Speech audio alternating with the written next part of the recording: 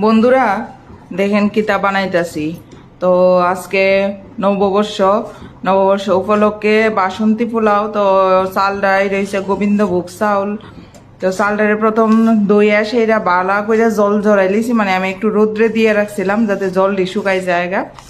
এরপরে দিয়া ঘিয়ের মধ্যে ঘিটা গরম করে হলুদটা দিছি, মিক্স করে সেইরা এই যে ঘিটা পুরাটা দিয়ে লাইছি।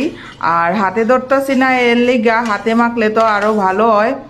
এটা হাতে ধরতাছি না কারণ এটার মধ্যে দিছি আদা বাটা দিছি, লঙ্কা বাটা দিছি। তো এটা যদি কষলাই আজকে আর সারা রাত্র আর ঘুমাই যেতাম না হাতের জ্বলায়। এমনি কামড় দিলে জাল লাগে না, কিন্তু হাতে মাখলে চামড়া চুমড়া জ্বললা জায়গা। এটা হইছে কথা, মরিচের সিস্টেম হইছে এইটা। তো বালা করে এটা মিক্স করে লাইছি, মেরিনেট করে লাইতেছি। আর এদিকে আমি জলটা বয়াই দিছিলাম বাসন্তী পোলার লেগে। জলটা গরম হইতাছে, বলো কাইলে পরে পরে চালটা দিমু আর কি। আর আগের থেকেই মেরিনেট করে রাখতেছি। তো বাসন্তী পোলাওর সঙ্গে বেগুনি আছে, কি কি মেনু আছে এটা তো আপনারা দেখবেনই।